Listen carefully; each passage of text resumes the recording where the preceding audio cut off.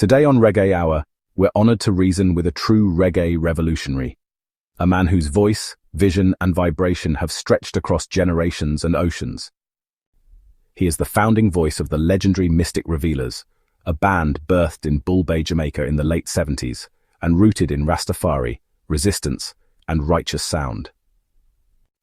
From anthems like Down Apartheid to performing alongside the Wailers, Rita Marley, Freddie McGregor, and more, this man helped keep the fire of live roots reggae burning even when dancehall ruled the airwaves. But his talents stretch far beyond the stage. He's also a surfing pioneer, a cultural activist, an actor, and the visionary behind Jamaica's first international surf competition, Maca Pro. In 2020, after surviving a devastating fire and rebuilding with his children in a home studio known as Pond de Veranda, he delivered a powerful album, Jah Jah People, proving that roots music still grows strong in the soil of experience and love. This man is more than an artist. He's a cultural torchbearer. Reggae Hour family, help me welcome the Lion of Bull Bay, the teacher, the singer, the mystic himself, Billy Mystic of the Mystic Revealers. Welcome, listeners, to another enlightening edition of the Reggae Hour Podcast, where we delve deep into the rhythms and messages that define reggae music today. Today, we have the distinct honor of introducing a true pioneer in the roots reggae scene, a man whose leadership and vision have helped shape the soundscape of reggae for over 4 decades. Billy Mystic, the frontman of the legendary Jamaican band Mystic Revealers, joins us today to share insights from his extraordinary musical journey. Since their formation in 1977, Mystic Revealers has been at the forefront of roots reggae, earning acclaim for their authentic sounds that resonates with themes of love, peace, and justice.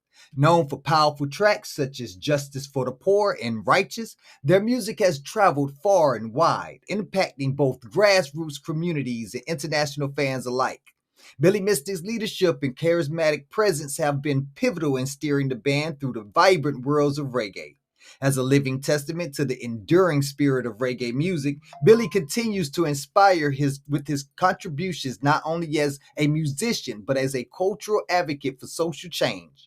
Get ready to embark on a conversation that spans decades of reggae history as we explore Billy Mystic's reflections on Mystic Revealers' legacy, their influence on upcoming generations, and his personal journey within the heart of reggae music. We'd like to personally welcome you to Reggae Hour, Billy Mystic. How's your day going? Dear man, give thanks and praise, Jah has blessed us that we would live to see this moment, and share it with all your listeners and yourself, and hopefully we will touch the heart and mind and soul of people who will go out into the world and make it a better place, So give thanks for the opportunity on your platform, my brother. Yes, thank you for joining us on our platform. It's artists like you that gives us an actual foundation to be able to build upon. So thank you so much. Your music has been an inspiration for us all. Thank you. All right, with your roots in Bull Bay go back to the late 70s. What did the early energy of Mystic Revealers feel like back then? And how has your creative process evolved from Winter to Jah Jah People? Well, Bull Bay, where we grew up, it's about 8 miles east of the center of Kingston. So we are not really, we didn't really come up in the so-called reggae seedbed, which you would call like the Trenchtown, Waterhouse, and those places, where traditionally you hear about the home of reggae music. We were in Bull Bay, but where we grew up, it was like sound system country. Lots of sound systems would come through there all the while, very famous. A lot of dancehall in the community where we grew up, and we get exposed to a lot of the music at that level.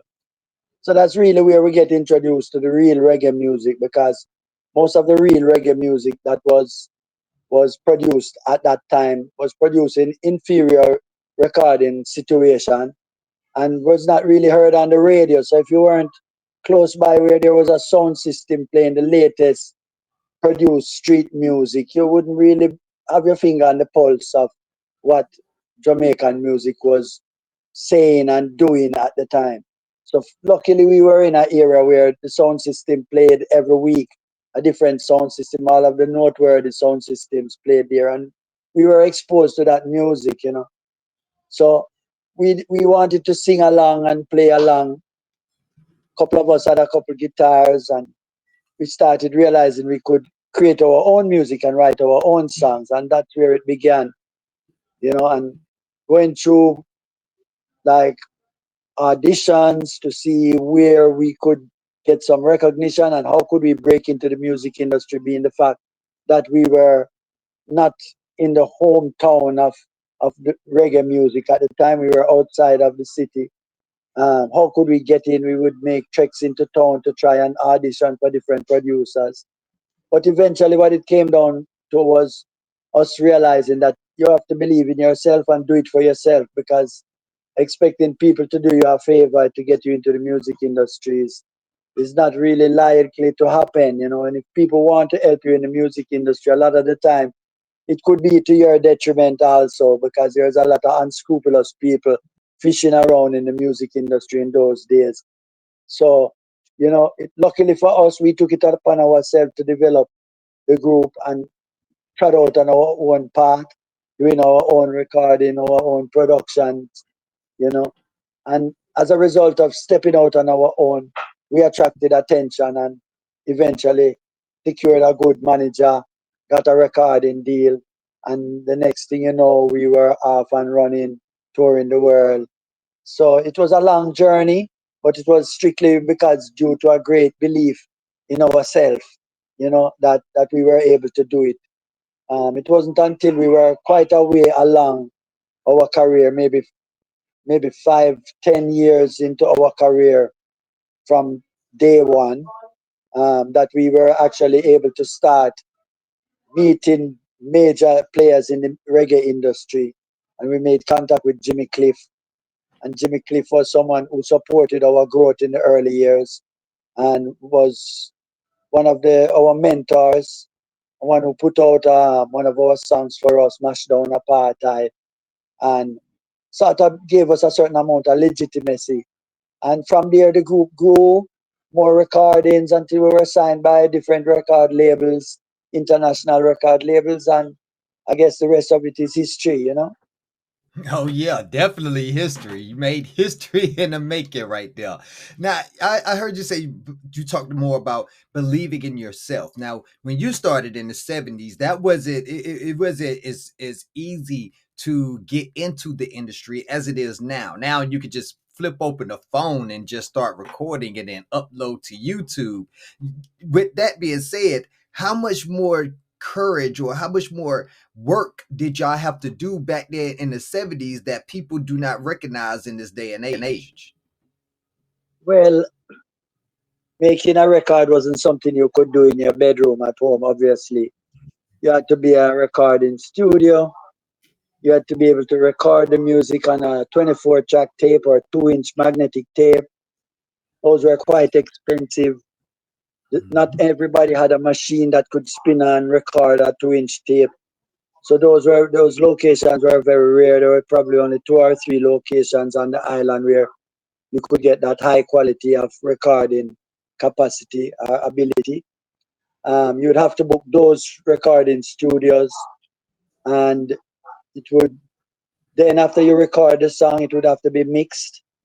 It would be mixed down onto a quarter-inch tape, quarter-inch magnetic tape, which would then have to go to the stamper factory where they take they cut the acetate and then use an electronic bath with electrolyte and electrolysis create a negative for the record, which was then taken to the pressing plant with the labels that you designed and printed to be inserted into the record, and you go to the pressing plant and you would take your stamper with you and hand it in, and you would order your records without 50, 25, 100, 1,000, 15,000, depending on how much you were capable of pressing at the time to get into circulation.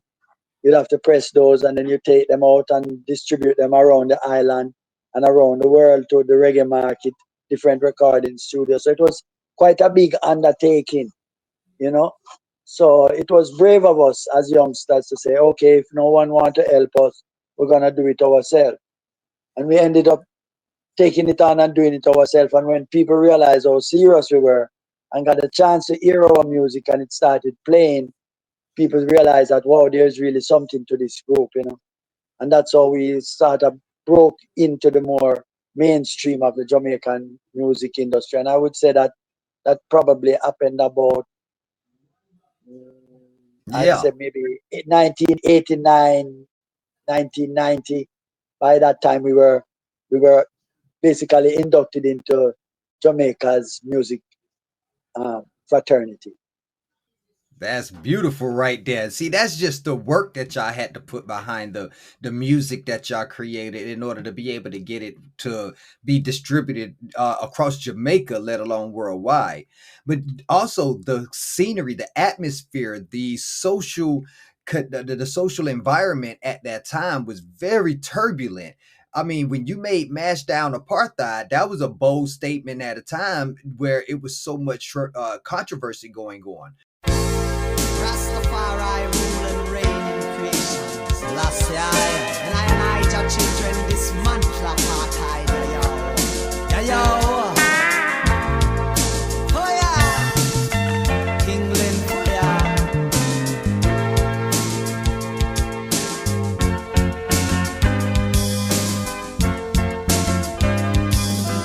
I don't believe in apartheid or in minority rule. I think anyone who does must be some kind of fool, 'cause we know it's wrong, and I know that they won't last long. No, not while we're around. We can unite and mash them down to the ground. To be black in South Africa land makes you less than a man. So come on, let's make a stand, just as soon as we can.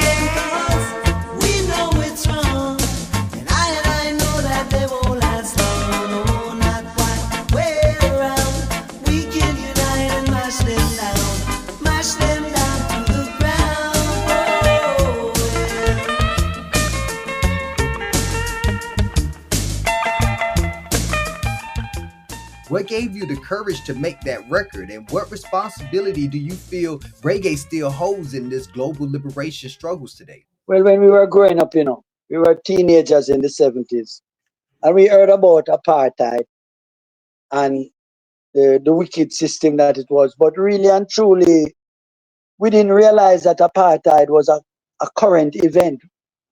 I really believe that apartheid was something like slavery that was abolished in the 1800s. And when you're reading about apartheid, you would believe that it's just a historic occurrence that you're reading up about things that happened in the past.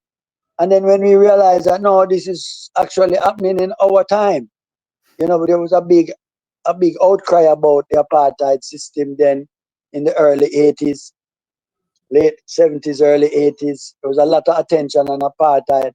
And we got to realize that no, this is something that actually happening in our time.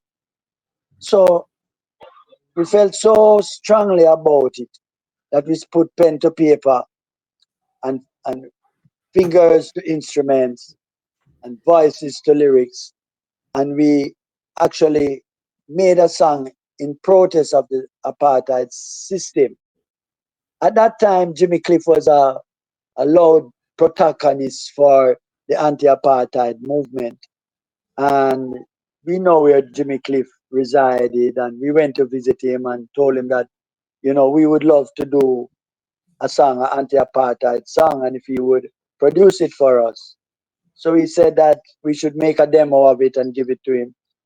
So he opened up his recording studio. He had a small rehearsal recording studio, 1 inch 16 track machine.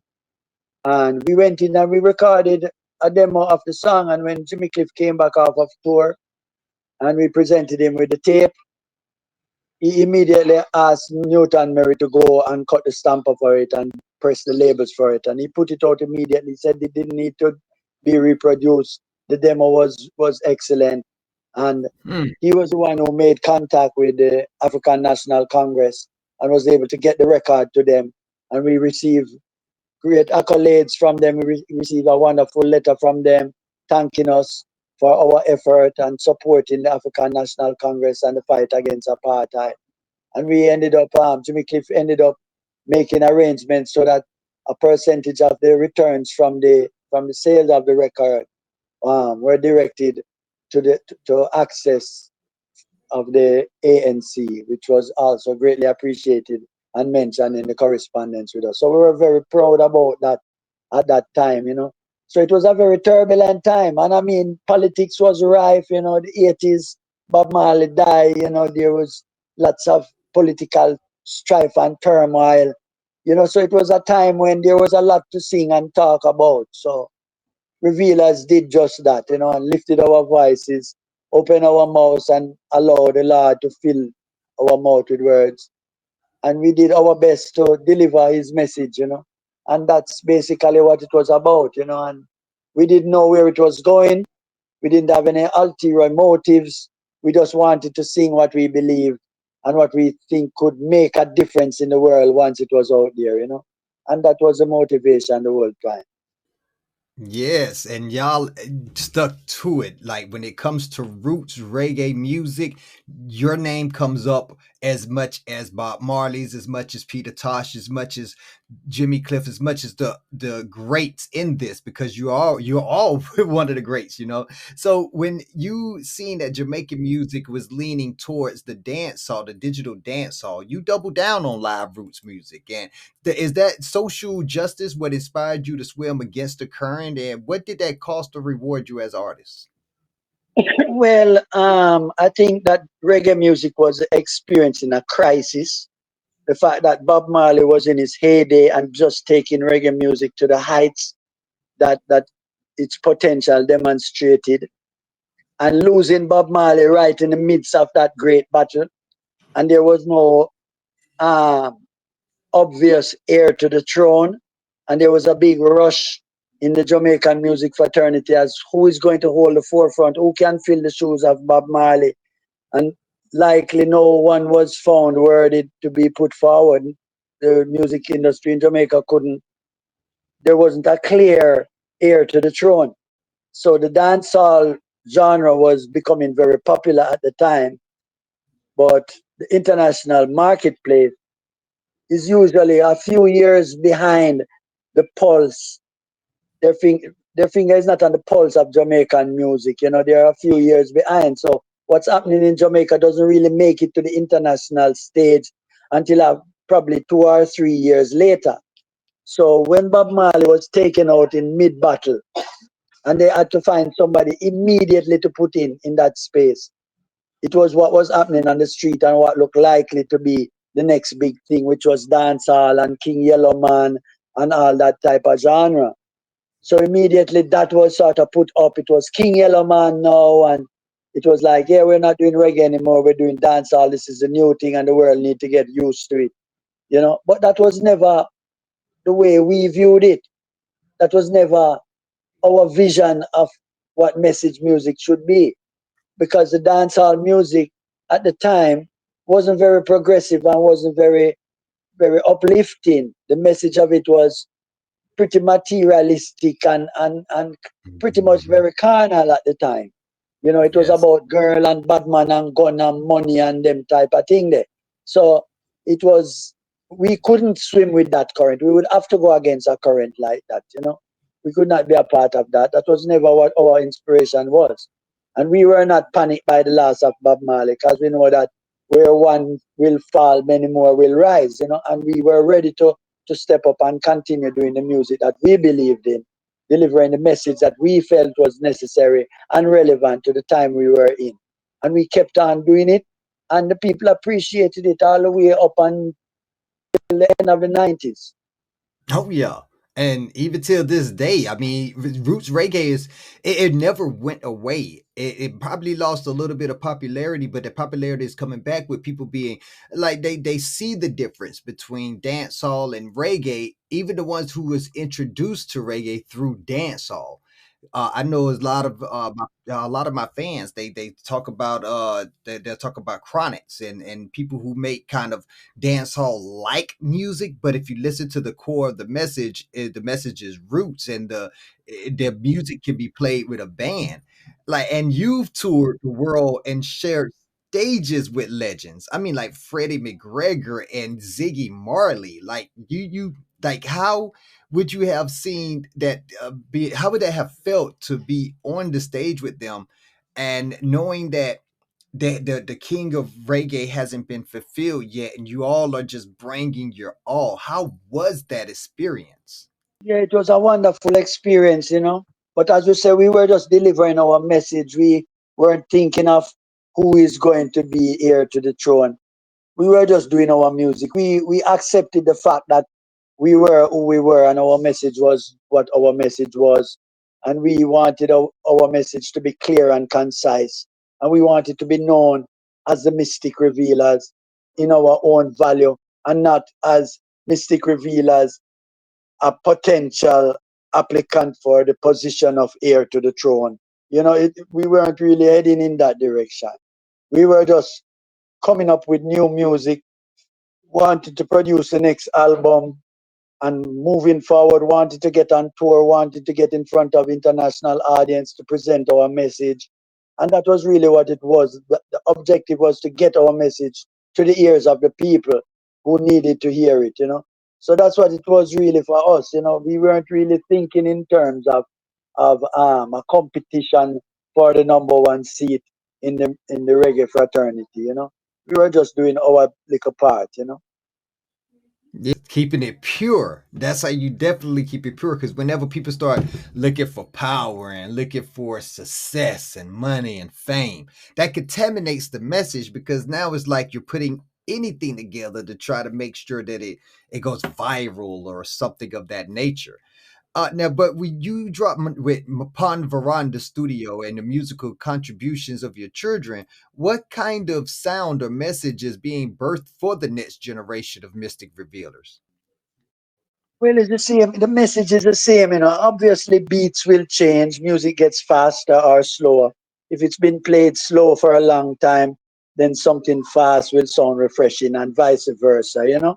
So, and the beats change, you know. Reggae is different than mento, which is different than rocksteady, which is different than dancehall, which is different than Afrobeat, which is different than reggaeton, you know. But they all have certain aspects of similarity. So, what we recognize as the most important thing is the message. What is it the music is saying? You know, it's not like if you say this music over a R&B beat, it's not good, but it's good when you put the same message over a reggae, roots reggae beat. I don't believe in that. You know, I believe whatever is the vehicle to get it to the message to the people. So if the people love rap music, I would love some rap band to do over, re-record Mystic Revealer's message in hard rock or acid rock or whatever is the latest aspect of rock, and take our message and apply it to their genre of music so that their audience could receive the message that we are sending. We love that. I would love that. I'm not just saying reggae is the only way.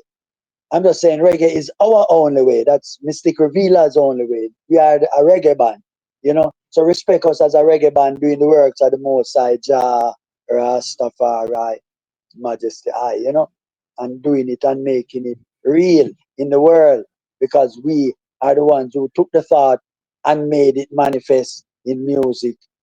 So, you know, that is what we really look for, you know, for the music to continue with the powerful message of redemption, justice, morality, and love, you know. That's what we want. Peace. These are the things we cry for in our music, and we wish that all music would be crying out for these things. Right, exactly. And the respect y'all have earned. So we definitely give you that. You've done. Now, when it comes to listening to your music on a world stage, it is blatant what your message is. It is comes across clear as day: peace, love, redemption, retribution, justice, honor, freedom, all just great qualities all around. But you have actually experienced some hardships in your life, such as after your house fire and the loss of your archives. What did you learn about impermanence, resilience, and finding inspiration in ruins? Well, what I learned, you know, is that life continue, you know, and the greatest thing is to have life, you know, because when you have no life, then you can do nothing and you can influence nothing and you can achieve nothing without life. So life is the most important thing, because if you have life, you can start from zero, because life began at zero and it developed to where we know it is now. So life are the most important thing, So yes, we lost. I personally lost a lot of my historical data about my career, which went on to prove to me that these material things could not be what my life's effort was worth. My life's effort was worth the amount of people that the message touched, and the amount of people who were influenced in a positive way and encouraged, the amount of moments that it brought satisfaction or solace or joy to the listeners. This is a real value, not the fact that I have the first recording and I have the original tapes and I have the first CD and I have the first 45 and I have all of these material things that I am hanging on to kind of justify myself and put a value to myself by these material things that I can go into a room and open a box or a cupboard and look at them, pick them up, feel them, touch them. It taught me that even though those things feel so special and precious to you, they really are nothing. They're just material things. So it's only the spiritual thing that really matter. Did your song touch someone in a positive way? Did it encourage them to make a change for the better? Did it cause them to reflect on their own self and what they have done and demand better from themselves and take it on to do what is necessary to manifest that change for the better? That is a real victory if your songs and message can cause even one individual to do that. So these are the things that we really realize from losing a lot of material possessions. Realize that that's not the thing, because after the house burned down, it was all those people that we had touched with our music, with the love that we shared, with the good wishes we held for other people throughout the time, people we reached out and assisted. Those are the people who came back and assisted us. Those are the people who bring a 10 bag of cement for me, or bring a wheelbarrow and 4 shovel, or get me a discount at the hardware store to buy the metal sheeting for the roof, or get me a deal at the lumber company to get the groove and tongue for the flooring or the ceiling, to get it at a rate, a discounted rate, to make it possible for us to go forward. And these are the things that music and what we believe in has really done for us in the real manner of thinking. So that's really what I learned from that loss and that tragedy, and that as long as life is spared, that is the greatest thing. Yes, and I love how you said that it didn't matter that you had the 45 or the first cut of these records. You actually have left imprints on people's lives when they first hear your music. There's people who was going through turmoil in their life. Somebody introduced them to a Mystic Revealer song, and it just had clarity for them. It made sense. Their life just came together, and it changed their whole outlook on life. That right there, that's soul saving right there. That's life saving. And like I just keep listening to your music and thinking about the beach. And we know that you're a surfer, and we know that Bruce Lee says that we all can learn from water. Well, you've built the Jamaican surfing scene and mentored your children in it. Like, what does the ocean teach you that still guides your music and your message? Well, the ocean teaches humility, respect, you know, and it keeps me in awe of its power and beauty. The fact that it can be so different. It can be calm and peaceful, or it can be rough and angry. It can be teasingly enticing. It can be dark and mysterious. It can be scary. It's like a living entity. It's not just like a bottle of water on a shelf. It has a life to it. And it it it make you realize that when you're surfing, You're sitting in the water and you don't face the land when you're surfing. You face out to sea, waiting for a wave to come, waiting for an opportunity to come up from over the horizon, to come towards you, and you see it approaching, and you try to paddle to be in the best position to benefit from the wave that is coming. So you have to prepare yourself as it approaches you. And as it approaches you, you get into position and you try your best to make an effort, because it takes an effort to catch a wave. So you have to exert an effort in order to catch the wave. And if you put out enough effort, you will indeed catch the wave and be able to rise to your feet and ride on the power of the wave, not needing your power anymore, but harnessing the power of the wave to move forward and towards the shore and towards the ultimate destination, you know. So it's like life is like that too, you know. You're going out there to surf one day and you're going to position yourself to have the wave, but it didn't start there. It started from the first day you were on a surfboard and the first day you were able to rise to your feet. From the first day you were able to turn the surfboard left and right. And first day you were able to catch a wave on your own.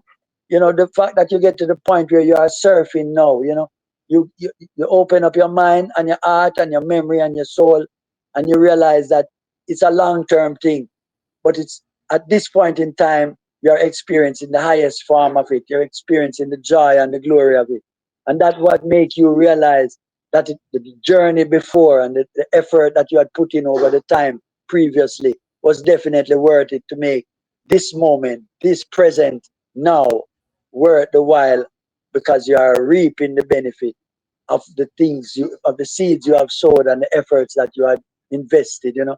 Now you can catch the wave. Now you can stand. Now you can ride it all the way to shore and enjoy the spirit and the movement of the ocean, you know. So that's what the water really teach me too, you know. It strengthened my conviction, you know, in life, and that we know there is a God and He's perfect and He's the creator of all things and He's the King of kings and Lord of lords, you know. So all these things are just more things that prove to me that this world is not an accident, but something beautiful and magnificent and created by the hand of something much greater than ourselves, you know?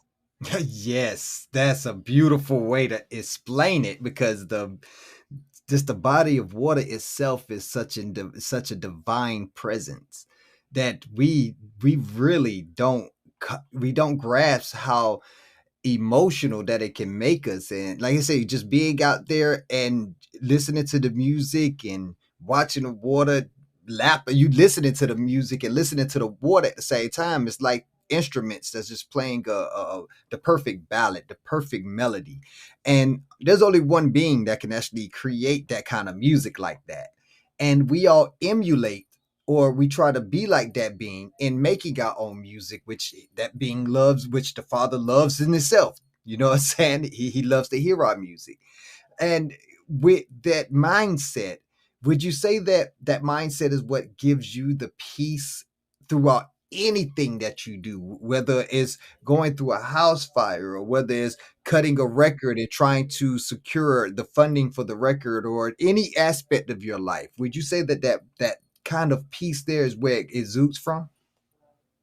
Well, you know, I the thing that keep me strong, you know, is really knowing that Jah is with me and the world is His handiwork. And I open my heart and He fills it with emotion and encouragement, and He opens my eyes to what it is that is the coming of me. What is it that He expect of me? You know, this is what really keep me going. You know, cause sometimes I feel depressed. I have to realize that I'm not as great as I would love to be. I've fallen short in the eyes of the Most High, because He is so wonderful and magnificent, and I am but a grain of sand compared to Him. And I have many faults and many things. You know, there's many difficulties. Sometimes you face tribulation, you face challenges that sometimes maybe they they overcome your situation. You'll be the loser in the situation, you know. And life is not about just having everything go the right way. Life is about managing with the situation when it doesn't go the right way. when Right. to not be defeated, because it's easy to be successful. It's easy. Victory is easy. When you have victory, there's no problem. There's no heartache. There's no confusion. There's no sorrow. There's none of these negative aspects in victory. So if life is just gonna be eternally victory, then you have nothing to worry about. What you have to worry about in the reality of life is not eternal and always a history of victory. Sometimes up, sometimes down.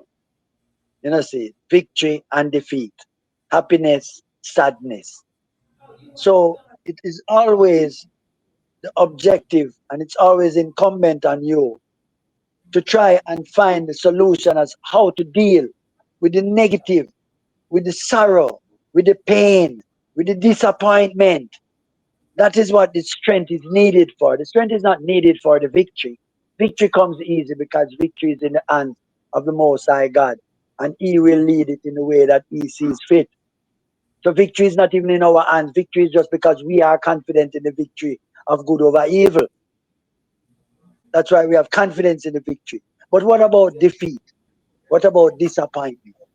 So the real solution and the real answer to a positive and uplifting life is the life in which one can handle defeat, can put the disappointment in a container and neutralize it and learn from it to make the next battle a positive one, a victorious one.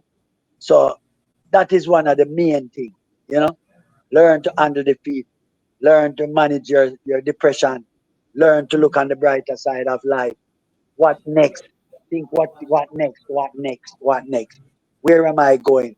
What is the end game? How will I know when I've achieved what it is that is here to achieve from this undertaking? These things will keep you on track and give you strength to go through, Rastafari. Yes, blessed. That is definitely the best way to put that.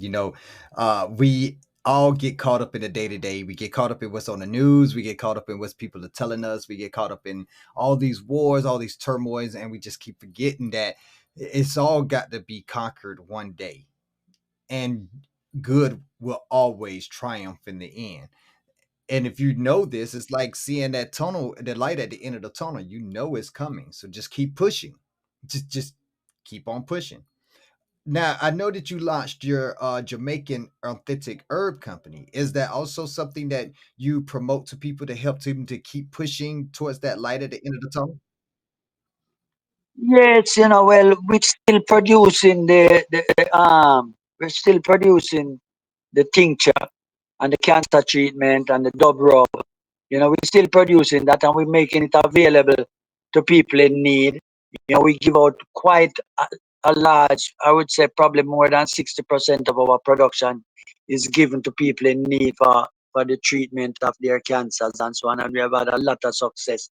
So this is kind of a quiet thing. This is just doing what the Lord wants us to do to help those less fortunate than ourselves. So we're still on it, but we can't lose anything, because the earth is the Lord and the fullness thereof, and they and them that dwell therein. So we know that we belong to the Lord, and everything that happens is only for a moment, because this now will continue forevermore until the Lord see it fit to bring us home. So we are give thanks still. We're not perplexed, we're not worried, you know. We have full confidence in the victory. So, and we know who it is that we represent and who represent us. So we give thanks and praise, Aya, you know. And what doesn't work today may work tomorrow. And what doesn't work tomorrow can work on the end of the year or in the beginning of the following year or in the next few minutes or right now. So we have confidence that Jah will make it all happen when He sees fit, and we will be there for the glorification of it.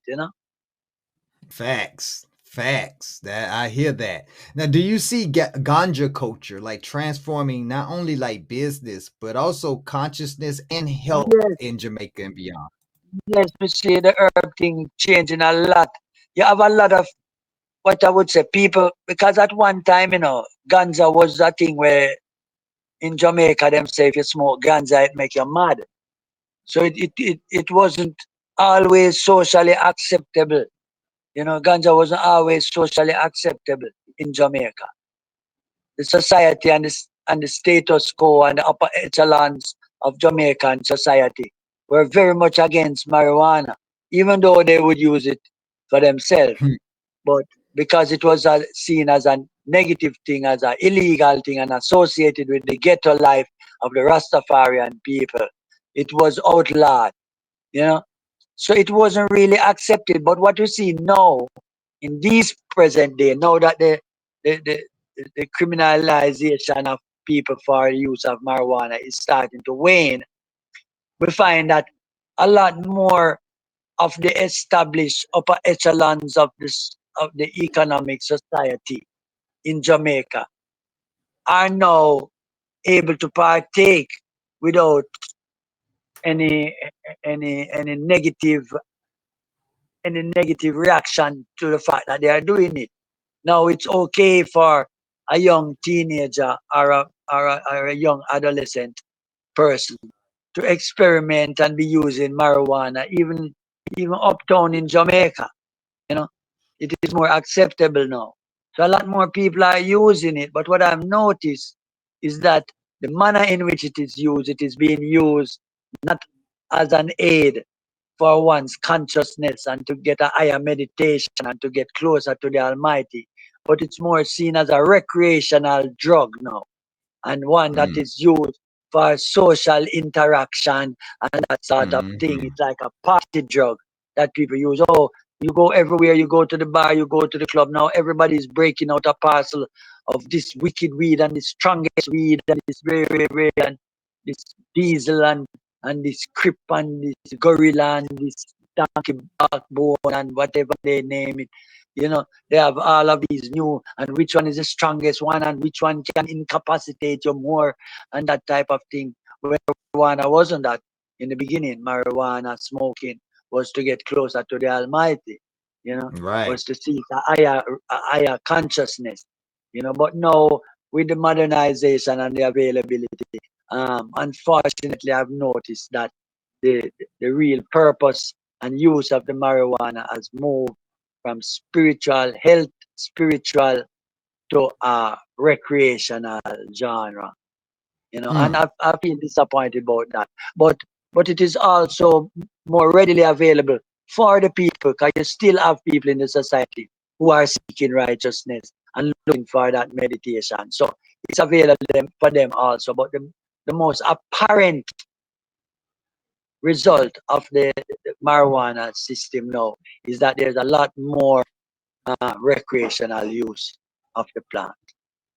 Right. And not only just more recreational use of the plant, but it's also strains of the plant that are being genetically modified that doesn't fare well when you're putting it in your system. You know, a lot of these people are actually getting addicted, terribly addicted to these chemicals they putting in the plant. And they're having mood swings and things of that nature when they can't get their hands on it. It's almost like it's a whole nother drug in itself now. Like, what kind of advice can you give to people when it comes to the ganja culture to be able to utilize or get the full benefit of it instead of just letting it put them to sleep?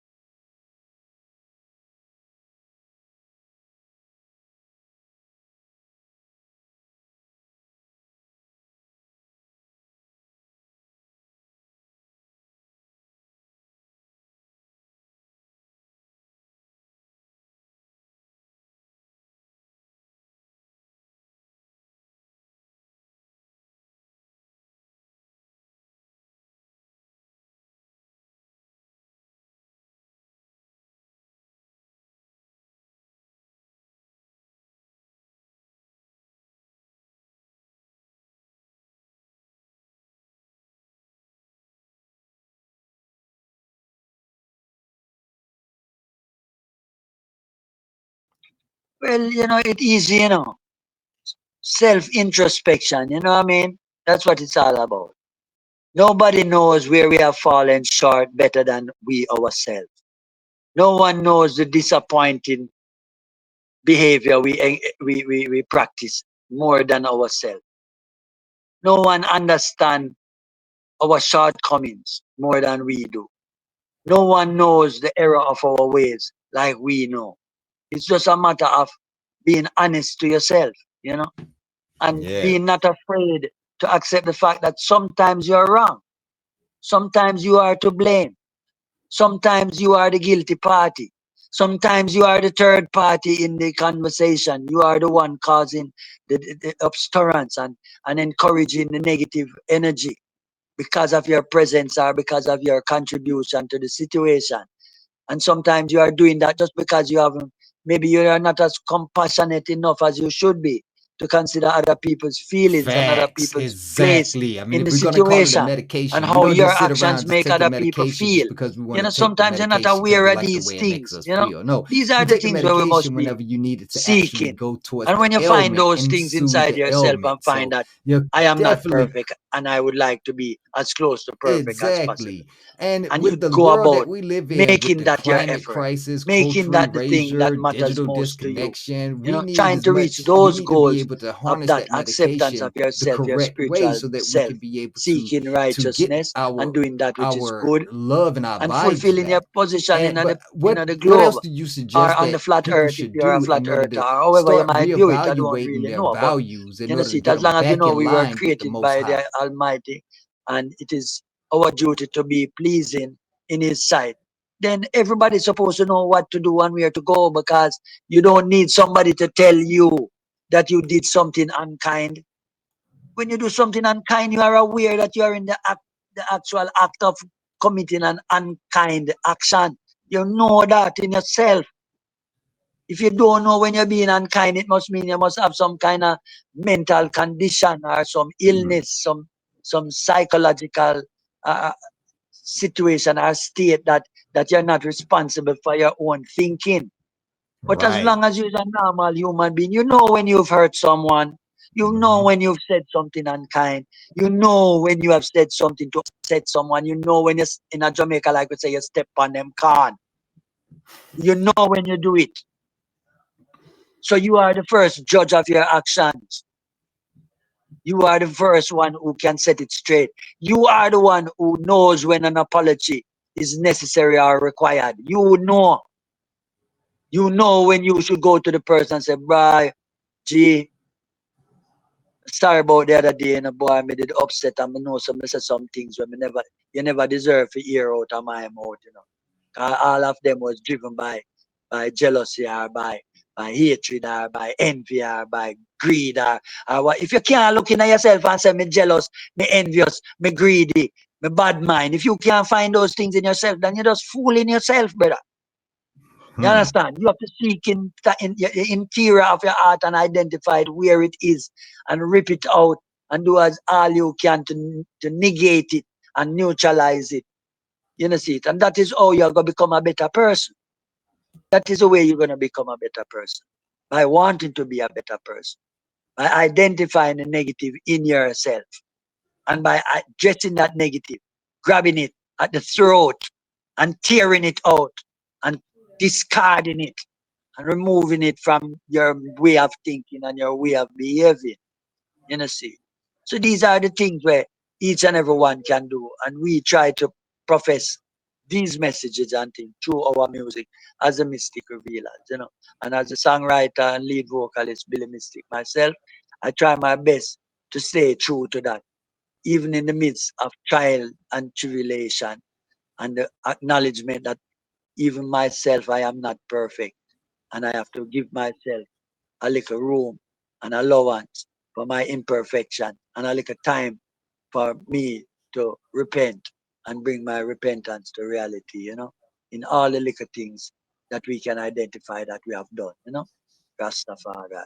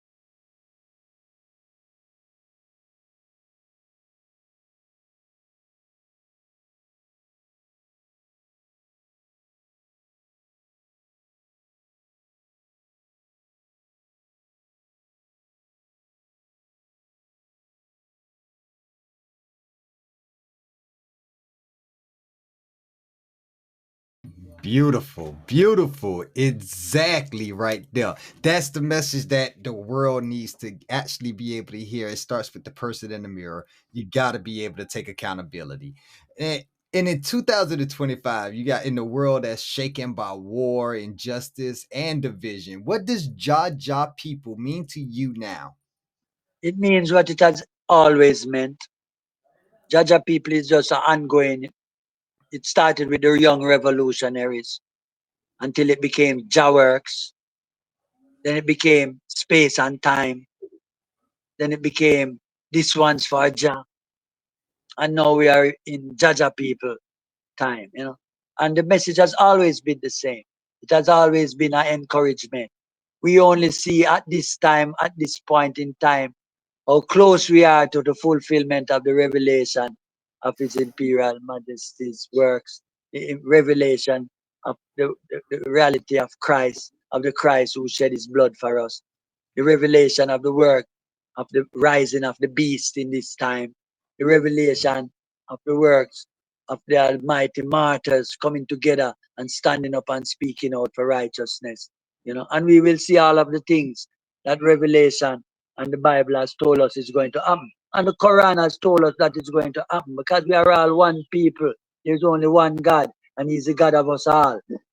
And His word shall never fade and never diminish. So it is just whether or not we will we will have the glory and the joy to live to see the fulfillment and the manifestation of the revelation. But here we are in 2025 realizing that it's so much closer. There is so much things that we read in the Bible that are now manifest in reality of life and society amongst us. That when we read them back in the 70s and the 60s as young youths reading our Bible, it sounded like, yes, we believe these things will happen. But it looks so far off in the future that we believe we would never have lived to see these things. And here we are in this era, realizing all of these revelations coming to pass. So we see Jah Jah People album as the album with a message for the people to encourage them to be the best that they can be for the glorification of the Most High. So we try to put something for each and every one in that album, and we hope that people will listen to it carefully, consider the message in the words, and see how best it can influence their life to a more positive and uplifting experience. Yes, sir. Now, a lot of people, we agree with you on the signs are very blatant. We are definitely in the end times, and a lot of people are contributing the changing of the leadership at the Vatican, with the Pope changing from Pope Francis to Pope Leo as one of the signs that we are close.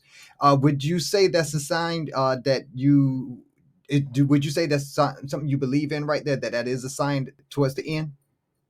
Yes, man. Everything that is happening, because we know that the word of the Lord is real.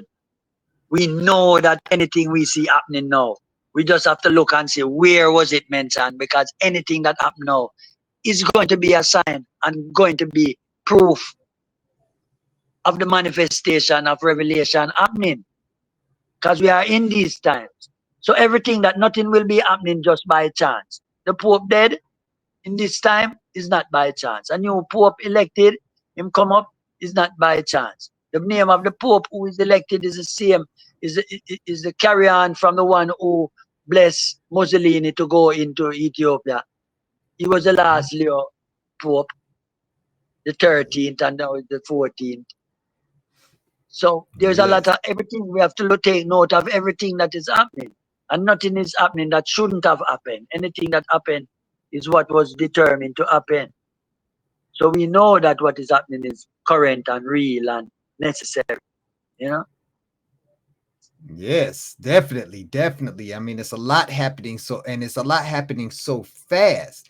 The youth, they are not even given a chance to learn about this before it, boom, it happens. Like, what is something that a message that you could give to the youth before we actually break off, that you can All help we can them? tell the youth is to live righteously. All we can tell the youth is to do good. Live righteously. Be compassionate. Do unto others as you would have them do unto you. Be considerate of those less fortunate than yourself. Do a good deed today. These are the things we can't tell. We can't tell them nothing else. We can't tell them nothing else than seek ye first the kingdom of God, and all things will be added unto you. We can't tell them no more than act righteously with conviction of spirit for the glorification of the Almighty Creator of heaven and earth. These are the things we can tell them. We can't tell them anything more. It's up to them. It's incumbent on them to do the right thing, to think the right thought, to take the right action, to put the right foot forward, to choose the right path. Ask the questions within yourself. What do you want? Do you want to be one of his chosen? If so, then seek out the ways and the path that is going to lead to that reality of being chosen, that reality of being with him, the reality of sharing in the glory and receiving the precious victory reward. You know, these are the things, because we know not what tomorrow brings. So let us do what we can, so that if the instant come upon us suddenly, we will still be found worthy and glorious to receive his blessing and his forgiveness and his salvation. That is what we have to do. You know what I mean? And it have to be like a knee-jerk thing. You have to get it to be like, just like wake up in the morning, brush my teeth, wash my face, get something to eat. You know what I mean? You have to say, do righteous, wake up in the morning, say a prayer, give thanks to Jah for life, ask him to guide me and care for me and my loved ones, and keep me out of the hands of those who wish evil upon me. Guide and protect me, guide and protect those who I love. You know what I mean? Go out into the world, look for whenever the opportunity presents itself to you to do good, seize it with both hands and do as good as you can. This is what we have to tell you. They have to want it in themselves. I'm not going to be able to give it to them. That's the truth in its whole essence right there. You definitely got to get it yourself. Even the Bible has said that no man will be held accountable for what another man does. So you only will be judged on your works.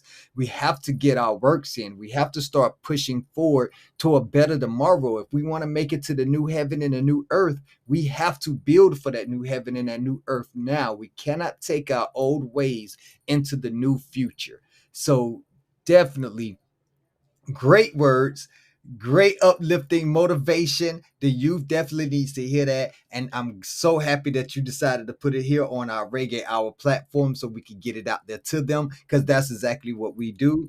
Like one of my favorite artists said, why am I wasting time with these adults when it's all these children out here that needs this knowledge? I want to thank you once more for carrying that message in every way imaginable to our hearts. The Billy Mystic or the Mystic Revealers you have done wonders for us. So I just want to say thank you. And is there anybody that you want to give thanks to, or you want to give us any recognition to before we leave?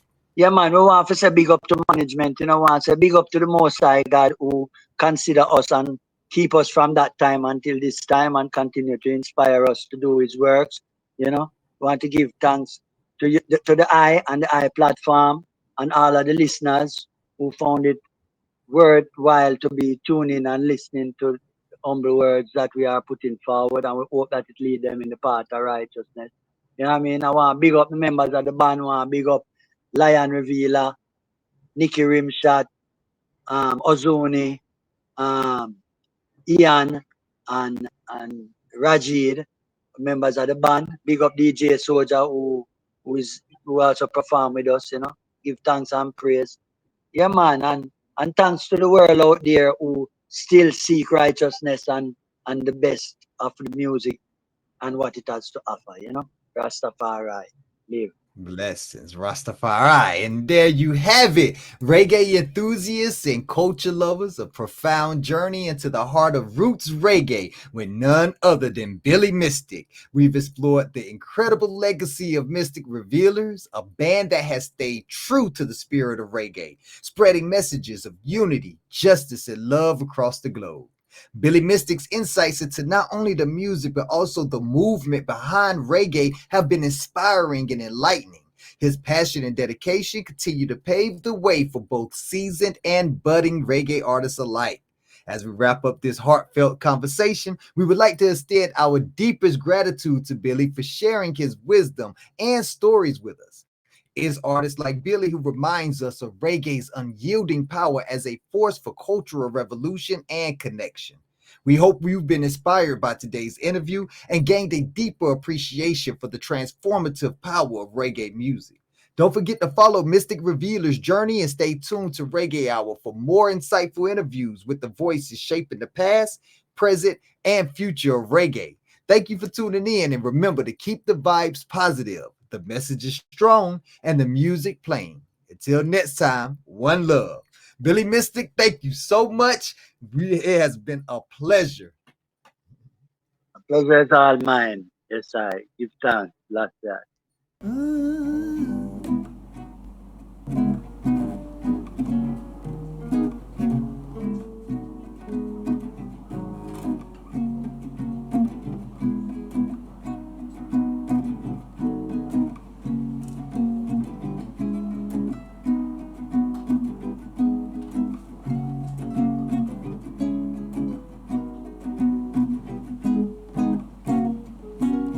Standing in the footprints of who's been here before. Not just another mortal. Oh no, we're something more. A spirit that lives on through every age and time. But like a thought, although eternal, still occupy your mind in space and time. In space and time. Space and time.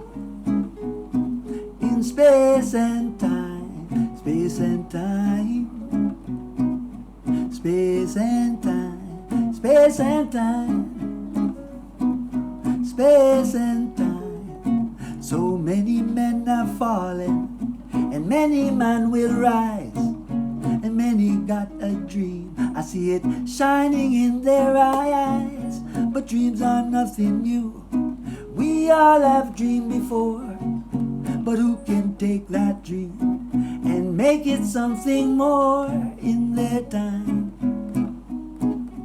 In their time, in their time. Well, in their time, in their time. In their time, in their time. In their time. Well, your life is there before you. Time is moving on in just a little while. It's gonna seem your life is gone. So take your chance and make it into something that will grow. Don't you let the evening find you with nothing there to show for your time.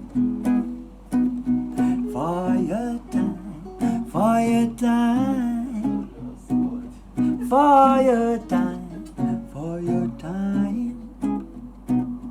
For your time, for your time, for your time. So we sing, oh, oh, oh.